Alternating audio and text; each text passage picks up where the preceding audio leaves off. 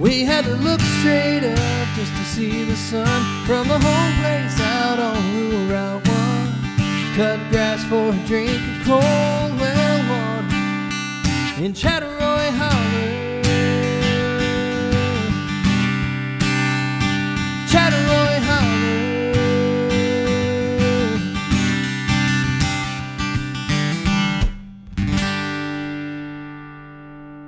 Hey everybody, welcome to Live Lessons tonight. We're not quite so live, but we are coming at you from Groon Guitars here in Nashville, Tennessee. And we're going to be talking about songwriting. We've got a great, one of Nashville's finest singer-songwriters, Rob Harris. Rob, thank you so much for being here with us. Steve, thanks for having me. You bet. Rob is going to be talking about being a singer-songwriter and being here in Nashville. This is a way of life. There are lots of people that are doing this in our town. But maybe you might have some songs of your own that you would love to get out there or love to just finish. Maybe you might have a couple of ideas, but you don't quite know how to craft a song and get it into something that is a finished work. Can you get us started off with a song? Sure. What are you going to play for us? What is this? This is a song I wrote with my friend Paul Allen, and it's just about the journey of life and about life being more about the journey itself than it is the destination. So this is one I'm going to put on the next recording project I do, which will probably start later this year. But Wonderful. This is called This Old Road. Wonderful.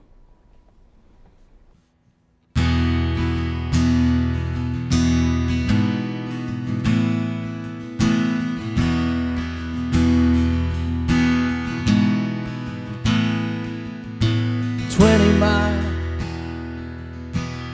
past the county line, across the Mississippi to the other side.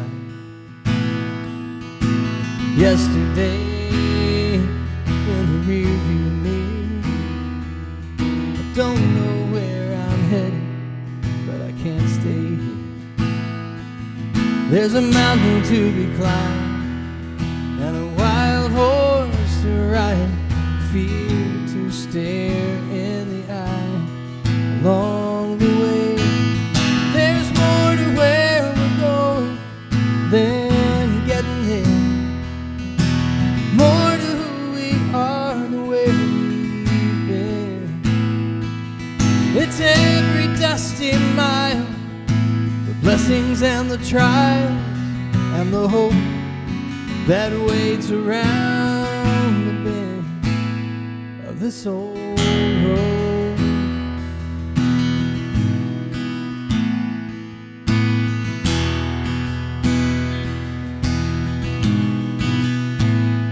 This old road has led the way from brokenness to faith, a first kiss to a heartbreak and back again. Years of winding turns and 1,000 lessons learned, ashes from a bridge burned in a jealous wind. There's more to where we're going than getting there, more to who we are than where we've been.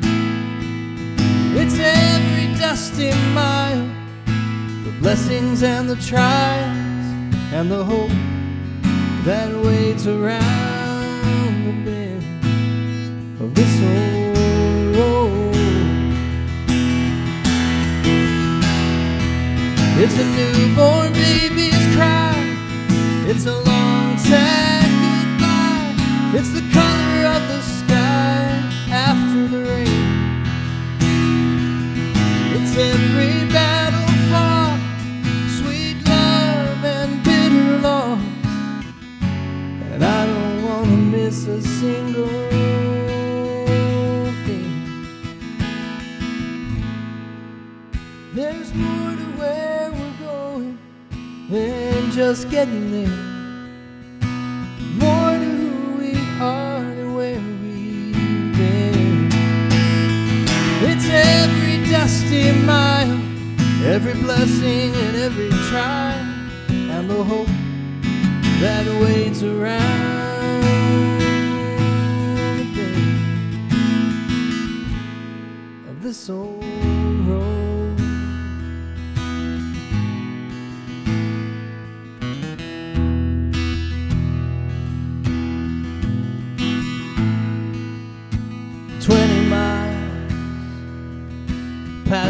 county line, across the Mississippi to the other side.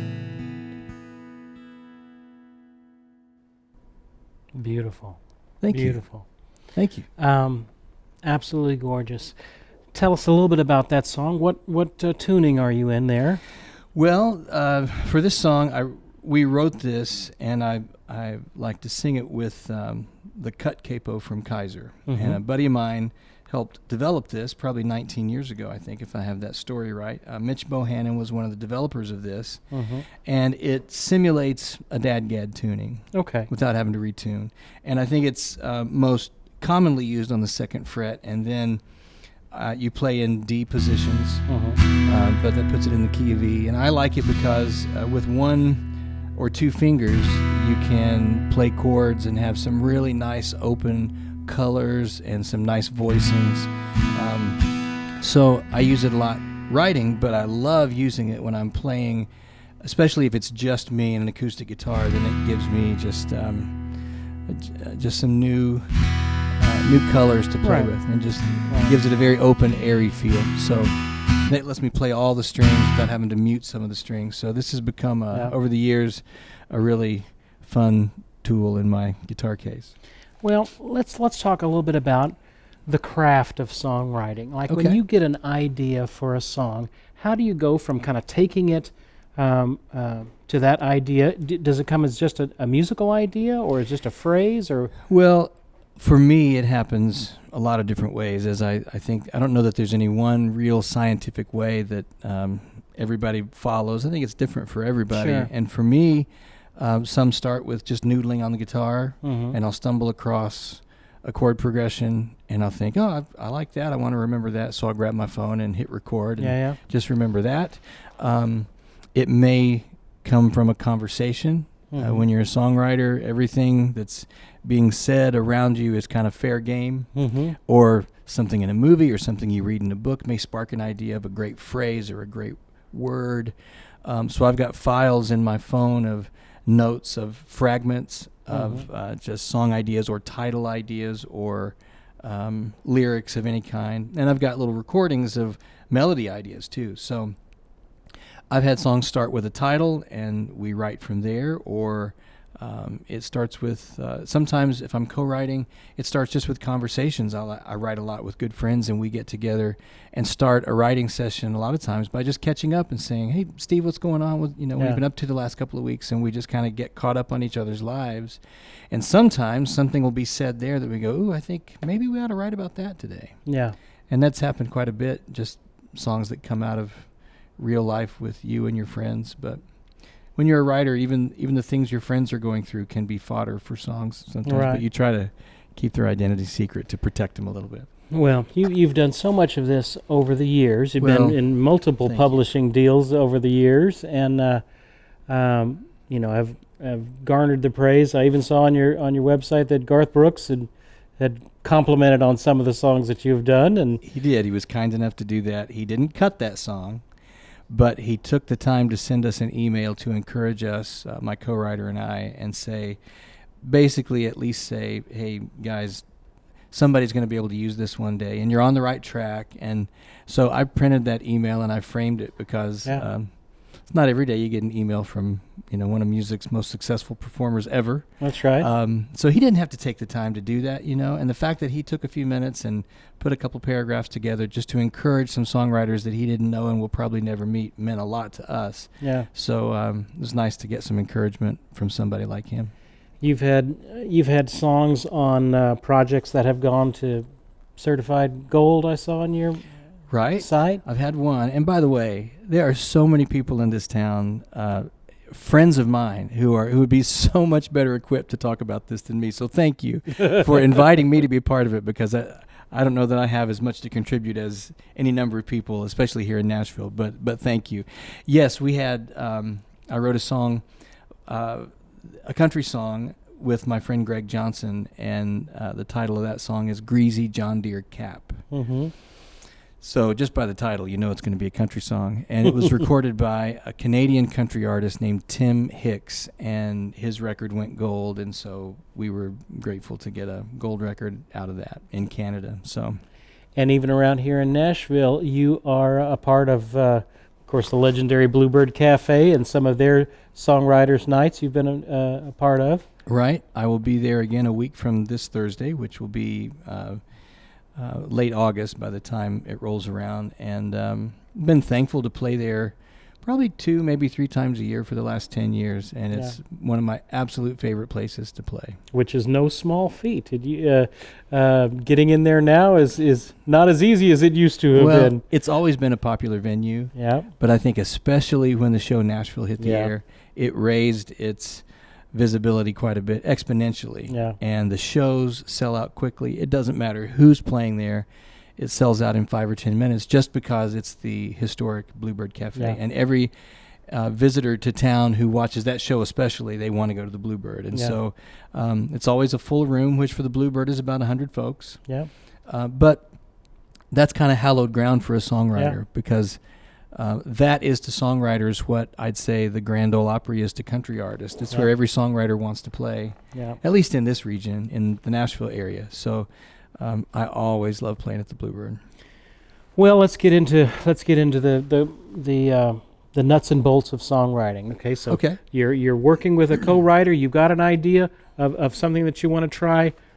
Now, what do? Do you just start kind of writing ideas out on a yellow pad and we do phrases or words? Or a lot of times we'll outline the main idea of the song up front and let that be what the main thought of the song. Main thought. So this isn't music necessarily. No, this is just the idea, the words. The main idea of what we want the song to be about, and so that kind of guides us. I think Stephen Sondheim called it the North Star. He encouraged people to write in one corner of the page or on your computer one sentence that would encapsulate the main idea of that song. You don't get 2 sentences. You try to limit it to one. And everything you put into that lyric and that song should support that main idea. It just kind of helps you stay on track. Right. So we'll outline, once we settle on an idea that we're both excited about, that we want to chase and write about, then we'll just bounce ideas back and forth. And nothing is right or wrong.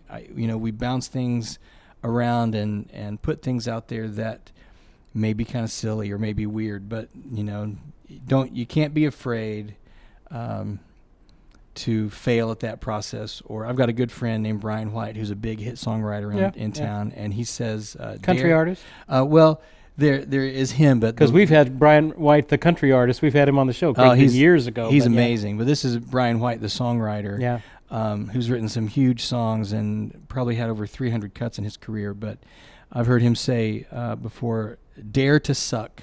You can't be afraid to suck. You've got to, you got to go through this process of throwing things out there. They may not be right. You may not use it, but that might lead to a better idea with your co-writer." So we bounce things around. We settle on an idea that we both want to chase, and we might finish it that afternoon. We might get a verse done or a verse and a chorus. I have a lot of friends that are songwriters that leave a songwriting session with a completed song. That doesn't always happen for me, but I try to.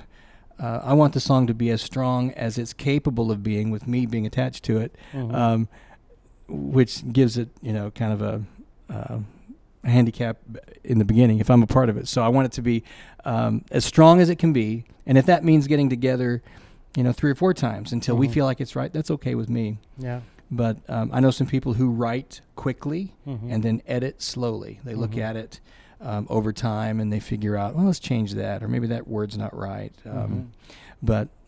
So it all starts with a great idea, and I think you'll save yourself a lot of time on the back end if on the front end you chisel away until you settle on what you think is a great idea.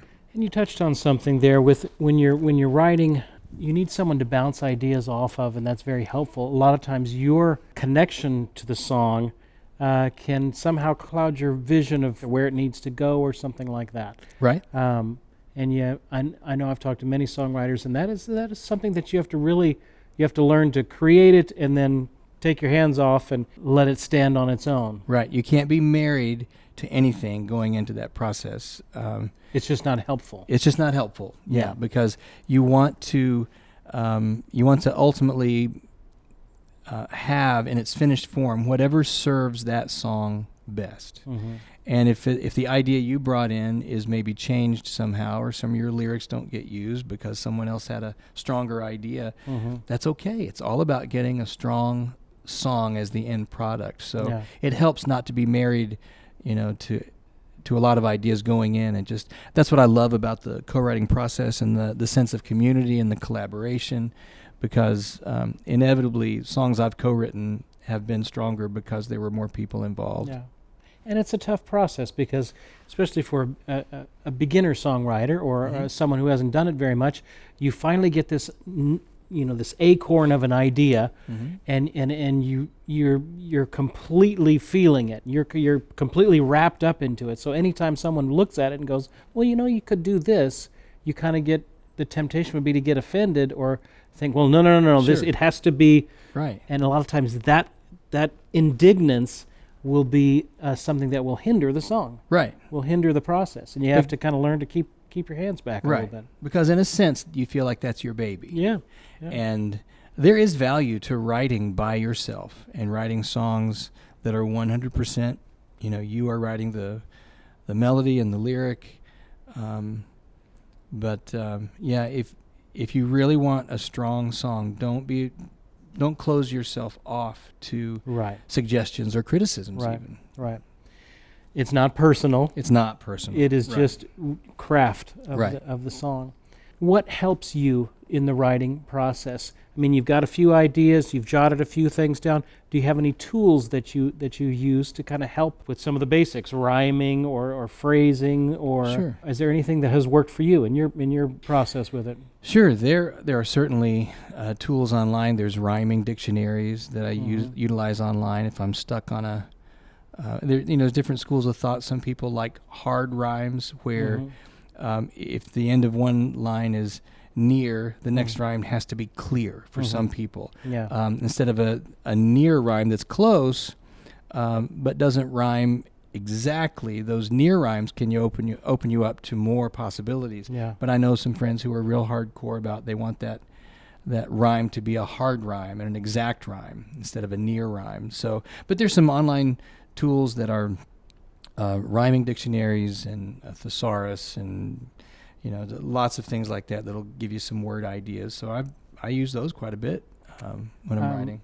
I found one online today. I think it was masterwriter.com that is just an online kind of rhyming thesaurus that it would be that you would go through and be able to get some different ideas. Right. Another thing that we'll do is if we settle on a title, we might do a quick search of the ASCAP website, the BMI website, the CSAC website, and go to the performing rights organizations, see if there's already a song by that title. And if there is, we might change that title a little bit just to make it unique. Right. So we might do even a search in iTunes to see how many songs are out there by this title already. And if there are, then maybe we can do something to distinguish it. So just little things like that. What are the main parts for those that would be just starting this? What are some of the main parts of a song? You got that you're thinking of creating. You've got an intro. You got the verse. Right. Talk us through the main parts and what their function would be. Well, it depends on the structure. There's different structures of songs, and I would encourage anybody who is getting into songwriting or been into it for a while, if they want to better their game, listen to great songs and pay attention to their structure. And how many verses did they have before they hit the chorus? How many verses after the chorus? Did it have a bridge or no bridge? Was there a solo? And that might be something that the producer adds when they're recording the song. But just pay attention to those kind of things. But usually there's an intro. There's at least one verse, a chorus, another verse, a bridge, a chorus, and then out. Let's define a little bit more. The verse would be actually telling the story of the song. It's going to set up the chorus. The chorus is the main. It's going to support that North Star, that main idea at the top of your page. The chorus is going to encapsulate that, the best of the song. And if you think about some of the great songs that we all know and love, the chorus is what people walk down the street humming. Right. They don't walk down the street humming the verse. Verses are great, but they kind of set up the chorus, which I think is the main meat the memorable part of the song. Right. Most songwriters, the bane of their existence is that second verse, because you're excited about that first verse. That comes a little easier. And then you write the chorus, and then what do you say in the second verse that's new information, or, still moves the song along, but you don't repeat yourself. And so that can be kind of a challenge to come up with that really solid second verse. And then how does a bridge differ from those others? Well, a bridge can be a couple of lines that may, again, support that main idea. You may, if you want a bridge in a song, and not every song needs it, but if you add a bridge, maybe it's just a little bit of information that you saved from those verses that is just going to put some punctuation into that song. But not every song needs it. It's just up to you to decide if you think there's anything else you want to say. If it doesn't serve the song, then I don't know that I would worry about it. I wouldn't use a bridge just for the sake of a bridge. But those are, I think, the main components: the verses, the chorus, and a bridge if it's warranted. And musically, the bridge would have a tendency to take you a slightly different place musically. Right. So instead of being, in the same kind of rough chord pattern that the chorus is or the verses, you could kind of switch to a different. Absolutely. Start off with the 4 chord, or start off with a different. Sure. Even kind of slip into a different key or something, and then maybe come back. Right. The bridge can kind of take you to a different place musically as well. Right. And the chorus as well. That's a good point. The chorus, you probably always want that chorus to lift a little bit melodically to kind of set it apart and be different chords a lot of times than the verse itself. I mean, in listening to your project, as I was listening to it today, which is so fantastic. Thank you. Some of the things that I, not as a songwriter, notice are the use of, you have that main phrase, that main 3 words, that's the hook of the song, that sometimes will start the chorus, sometimes will end the chorus. And so you always have that as the last taste in your mouth, is those. And sometimes it's both. Sometimes it'll start the chorus and end the chorus. Yeah, that's one technique that some writers use. And that's a great point, that here in Nashville, the term "the hook" is thrown around a lot. That's the thing people are going to remember, and that's the thing, that main idea that the song is built around. So let's say you've got an idea for the chorus, you've got an idea for the verses, you've kind of hashed out a little bit. What more does a song need to really be considered, at least in this phase, done? For me, and I'm not saying it's like this for everybody, but when I write a song and when I finish it, I take a look at the completed lyric, and I don't consider, is there anything that needs to be added? I think more about what can be taken out to make this as lean as possible. Yeah. So you say as much with as few words as you can, if it's possible. Right. So when I edit a song, I try to remove any extraneous parts that might not quite be necessary, just to trim off the fat of the song, and again, just make it lean. So, but there comes a point where you think, I think we've said what we want to say, and let's leave it at that, and let's try it out. Let's sing it for some people, or let's post it online and see what the feedback is.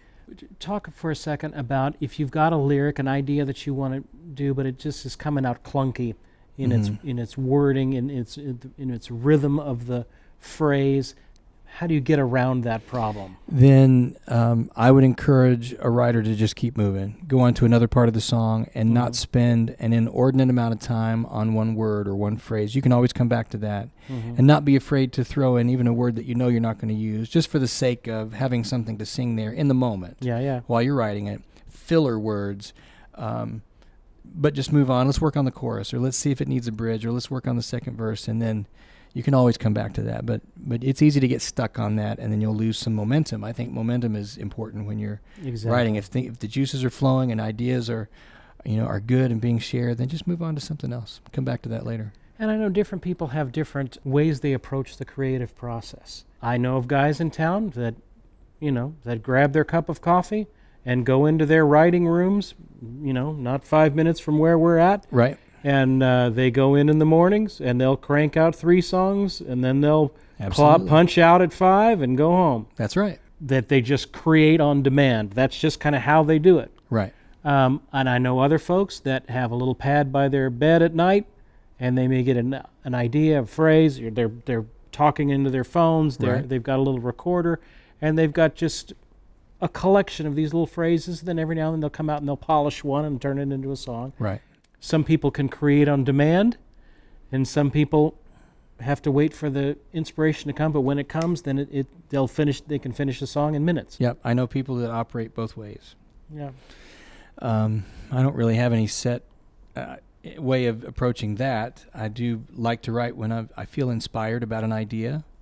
But when I had a publishing deal, I would often write 30, 40, 50 hours a week with friends and with people that I didn't know that our publisher might set us up with. It's always good to try to write with someone who's a little, they call it writing up. It's writing with somebody who's had a little more experience or more success than you have. It's like playing racquetball with somebody who's better than you. Yeah. It's going to make you better. Yeah.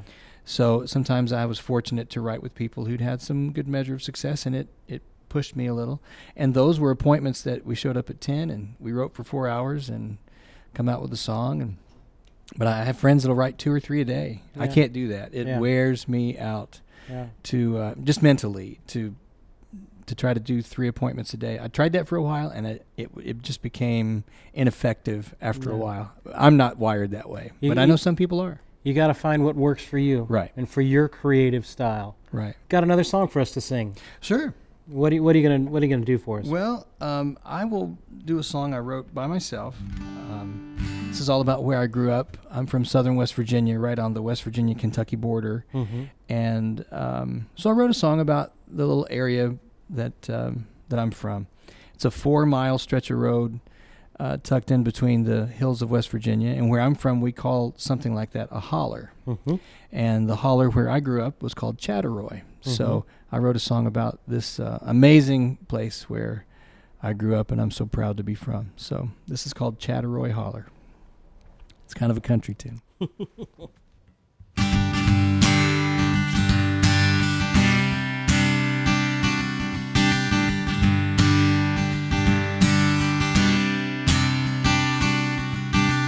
Picnics at Kiwanee Park, riding bikes till it got too dark. Hillsides covered in dogwood bloom. Sunday best for the Friday dance. Our yellow jackets were county champs. Caddy golf and pizza from Walnut Room. Down the road from that abandoned mine is that schoolhouse we attended K through 9. In that 4-mile valley between those hills, coal dust gathered on the windowsill. Your neighbor would give you his last dollar. We had to look straight up just to see the sun from the home place out on rural Route 1. Cut grass for a drink of cold well water in Chattaroy Holler. Chattaroy Holler.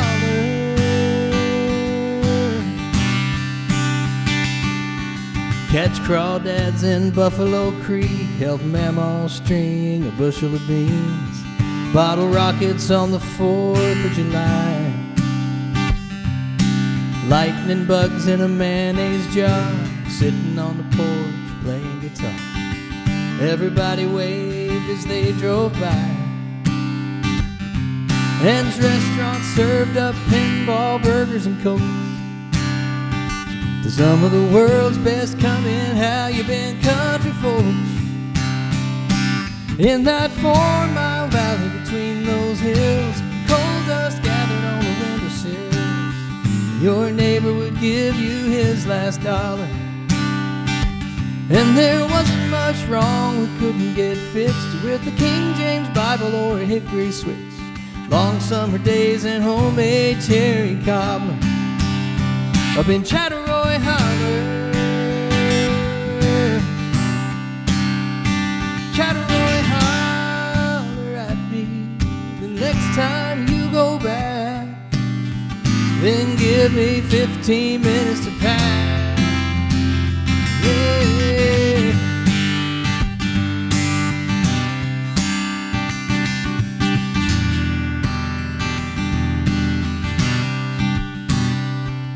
Four-wheelers kicking up a little weekend dirt, Slater's Market and a one-room Christian church. They still talk about that flood in 77 that washed away a piece of almost heaven. In that 4-mile valley between those hills, coal dust gathered on the windowsills. Your neighbor would give you his last dollar. We had to look straight up just to see the sun from the home place out on Rural Route 1. Cut grass for a drink of cold well water in Chattaroy, Holler. Chattaroy, Holler.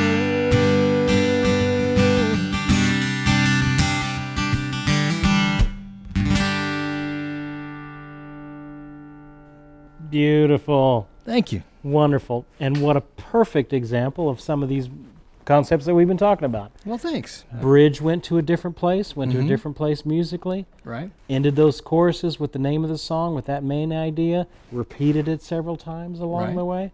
All these little parts of what makes a song a song. Well, thank you. You Appreciate that.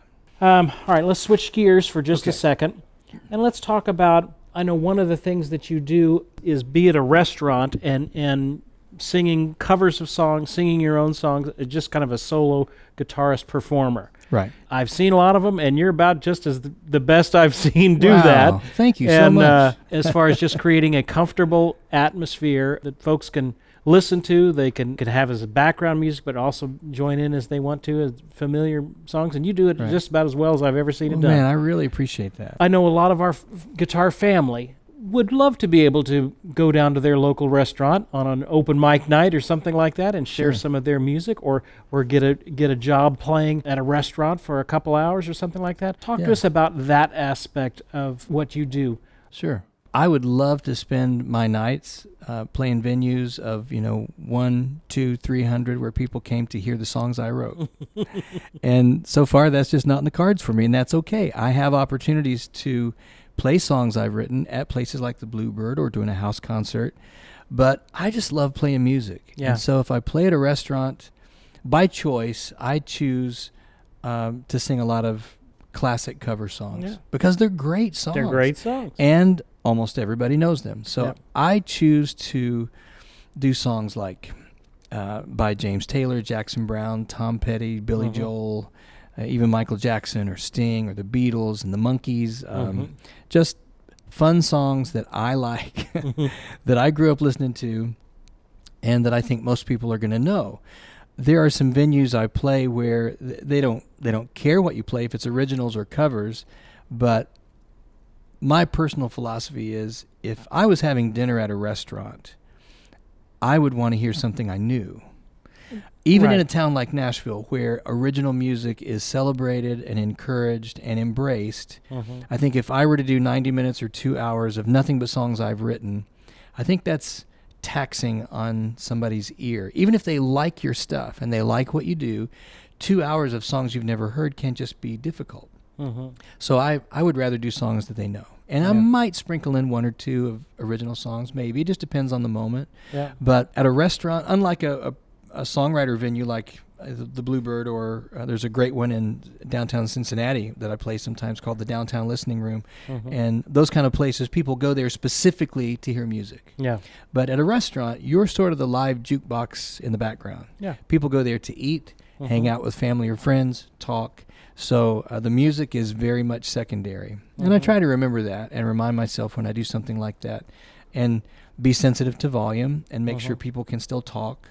I mean, enough to be heard, but not so much that they have to yell at each other across the table. Exactly. Because they're not, a lot of times they don't even know I'm going to be there or any musician's going to be there. They go there because it's their favorite restaurant and, they have live music tonight. And so, maybe, hopefully some songs I share might add some fun to the evening for them and make it a fun experience for them. But I realize I'm probably not the main reason they're there at a restaurant.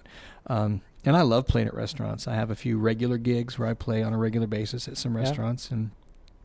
But whether it's a house concert of 25 people or on the patio of a Mexican restaurant where there's 75 people, Yeah. or if I get to lead worship for maybe a couple hundred people. Yeah. I just love playing music, and Yeah. it doesn't really matter the size of the crowd or the context. It's just, I count myself extremely blessed, and I'm deeply grateful that I get to play music, whether it's mine or somebody else's. That's right. I just love it. I think sometimes as musicians, we wrestle with the idea of being background music, of being music just for to have in the air. Right.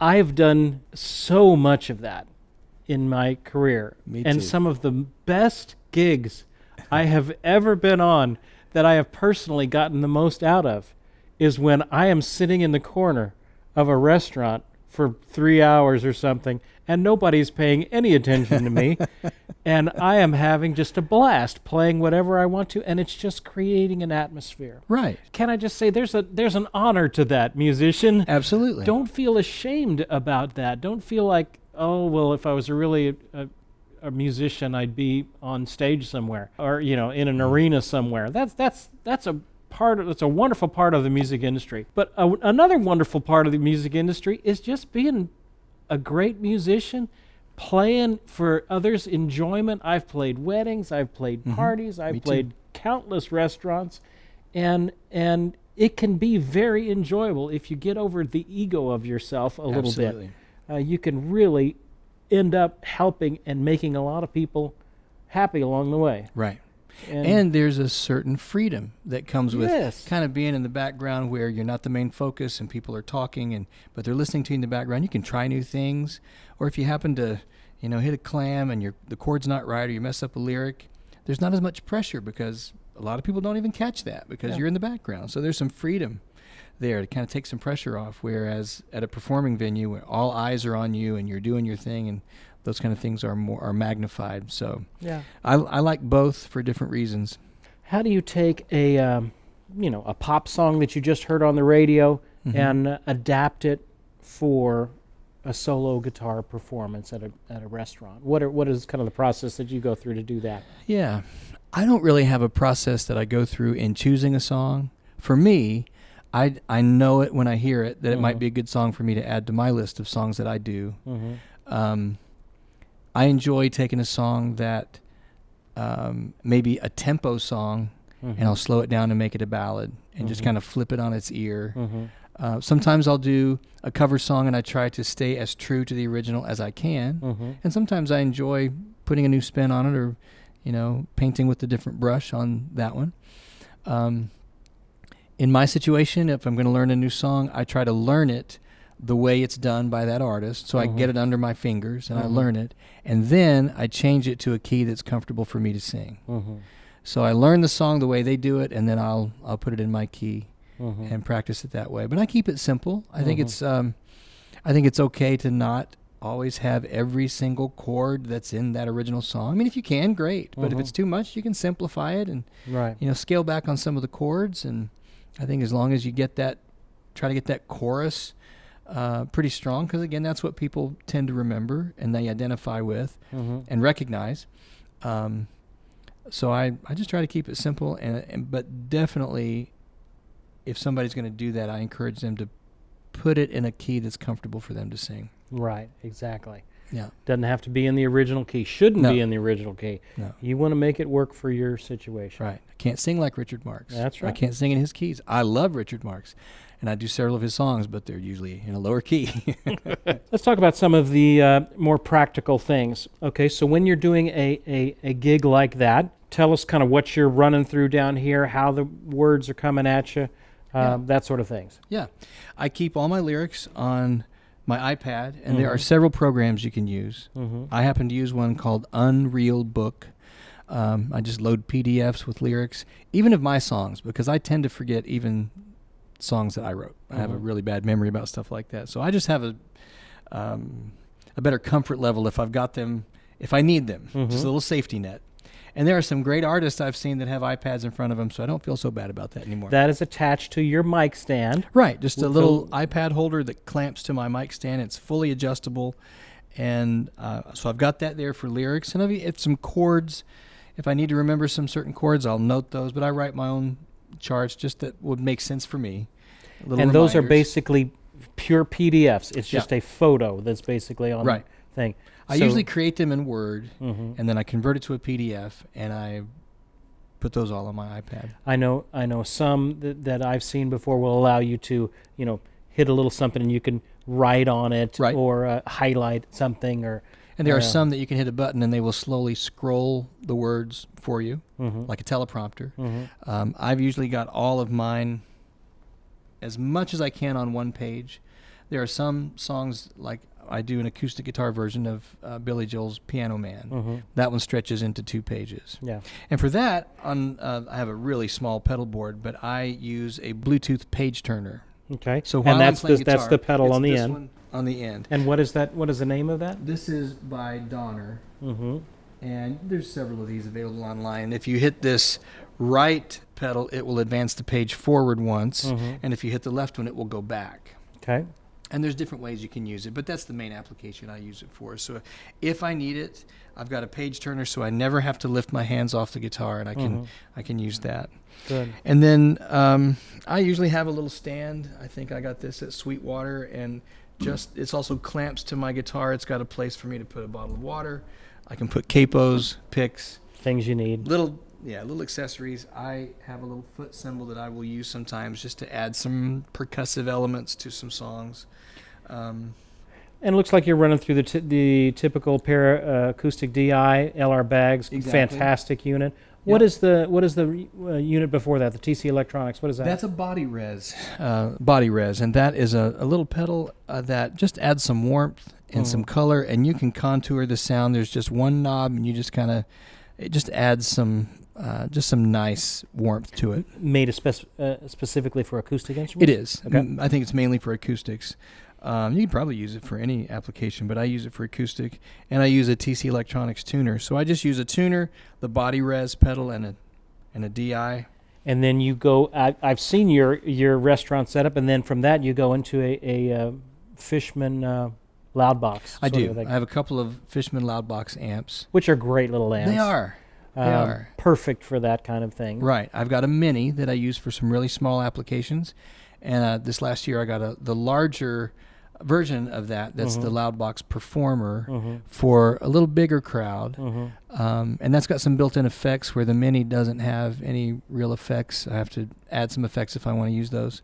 But I play sometimes at the Nashville airport. They have 4 or 5 different locations every day where they put live musicians, and you have to be very conscious of volume there because people have to hear the announcements for their flights and security and those kind of things. So I take the small Loudbox mini with me there, and it's more than enough.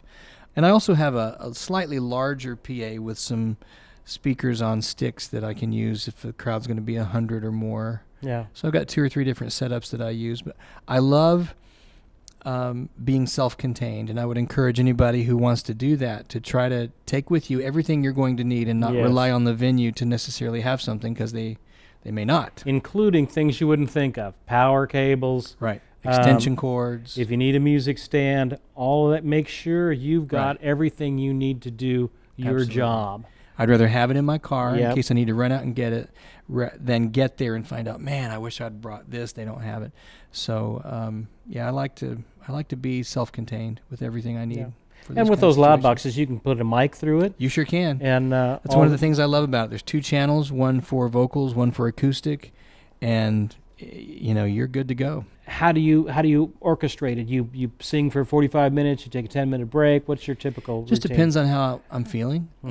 Most venues I play don't really care that want you to take whatever breaks you need, but I'll play at least an hour and a half before I take a break. Sometimes I've played a 3-hour gig and just as a challenge to myself, tried not to take a break and just Bruce Springsteen it all the way through 3 hours, and I've regretted it because the next day my voice is shot. So I don't do that much anymore. I'll take a break after an hour and a half, take a 5 or 10 minute break, and then come back and finish the set. What would you say to the player that is, they've always wanted to do that. They've got a little restaurant that they go to that has a night that they do that, conquering that fear or approaching that owner, taking that next step? Yeah. Just have a conversation with them. See if they would let you give it a shot one night. I'll be driving by a restaurant And I don't know if they have live music or not, but I'll stop and say, it looks like a cool place to maybe play, and I'll go in and ask for the owner or somebody that, do you have live music, and who books that? And some places have folks they've used on a regular basis that they're comfortable with, and they don't know me from Adam.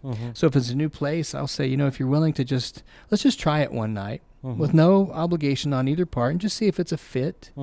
And if if I'm not a fit for what you do, no problem.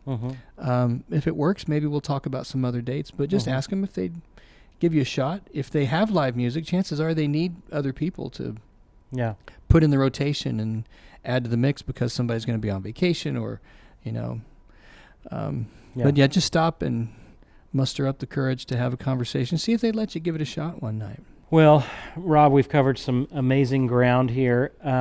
Thank you so much for your willingness to come by. My absolute pleasure. What a treat to be here. I've seen a lot of these episodes, and when you were kind enough to ask me to be a part of one, I thought, man, I don't know what I'll have to contribute as much as some of these other folks. And I'm such a fan of your playing and your style. So, man, this has been fun. Thanks for having me. Thank you so much for your graciousness to it's my come pleasure. out. Can you close us out with a song? What can you close us out with? Sure.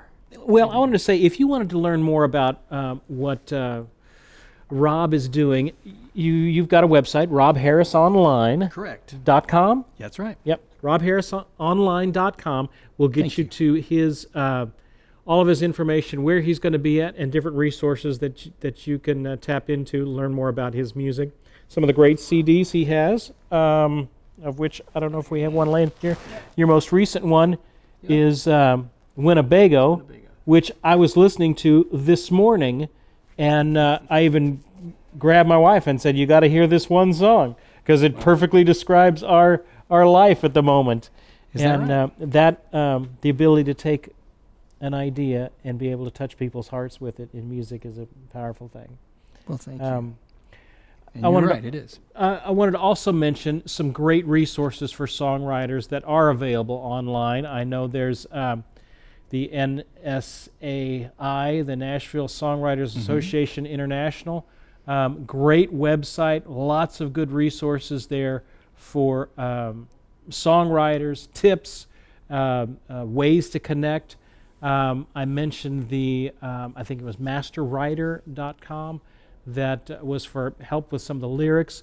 If you are writing for your church and stuff like that, check out Nashville Christian Songwriters with John Chisholm, who has been on the show before as well. John's great. Great. Yeah. And so there are resources out there. Don't feel like you have to just sit in your room and I've just got to grit it out. It doesn't. No, there's a whole network of people that do this and want to help and can help you do it.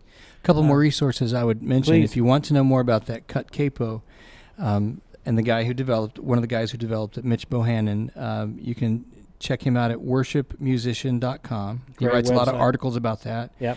And his Twitter handle and on YouTube, just search for Shortcut Capo or Cut Capo, and he has a lot of instructional videos about how to use that capo and the chords you need to play with it. But it's a great resource for that little tool. Right. I'm also a faculty member at an organization called Songwriting University, and it's based here in town. And the website is songwritingu.com.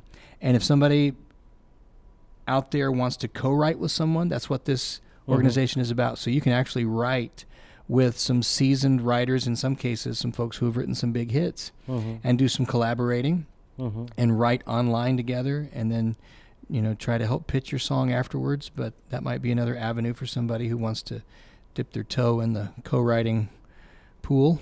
So just something else for them to think about. What would you say to as a closing thought? What would you say to a songwriter who's always has some ideas for some songs and wants to kind of take it to the next level?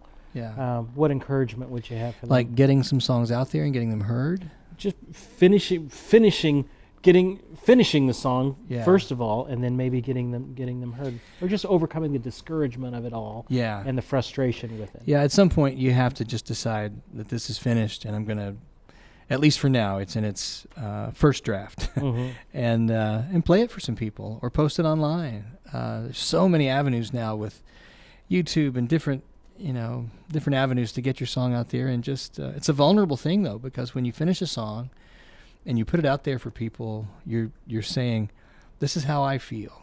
Does anybody else feel this way? Yeah. And there's the chance that a lot of people could say, nope, you're the only one that feels that way. And there's a chance other people could say, you know what? Me too.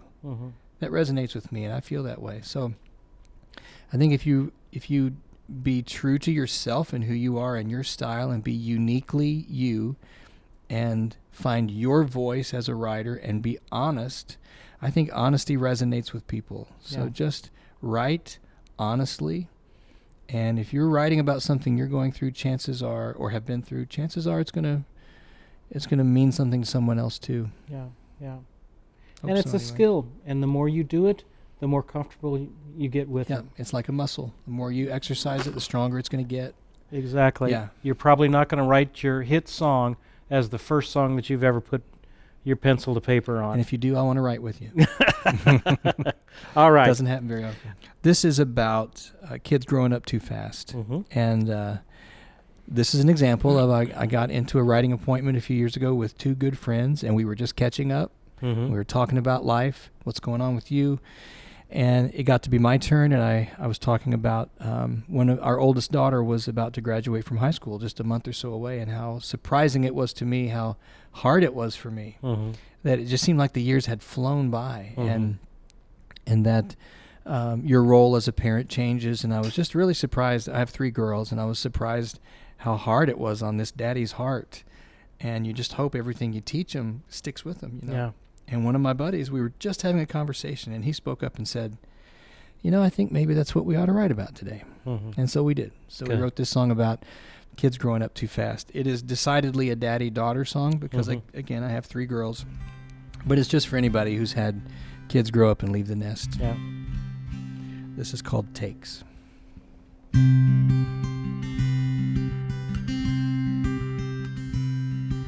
A number 1 candle on her birthday cake. She had more frosting in her hair than on her plate. She smiled for the camera, and as it flashed I remember thinking, I hope this takes. One day she's a baby crawling across the floor. Turn around and there's a young man standing at the door. Well, he shook my hand and said, I'll have her home before 10, no matter what it takes.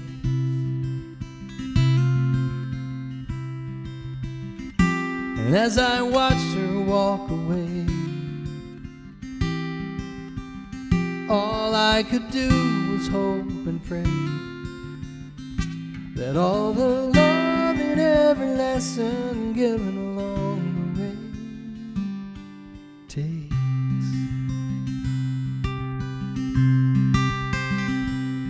In that same old gym where she had her first high school dance, we teared up as she marched into pomp and circumstance.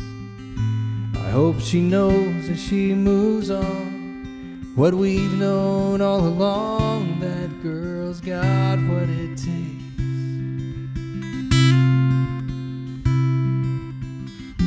And as she walks across that stage, all we could do was hope and pray that all the love in every lesson given along the way takes.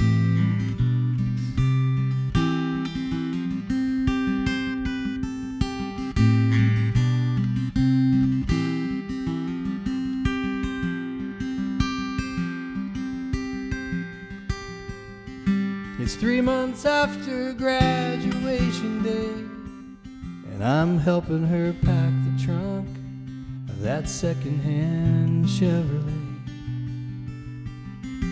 She blows a kiss and drives away.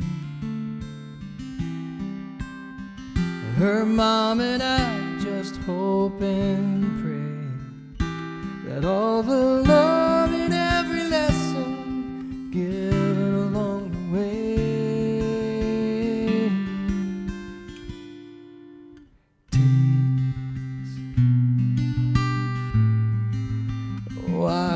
it takes.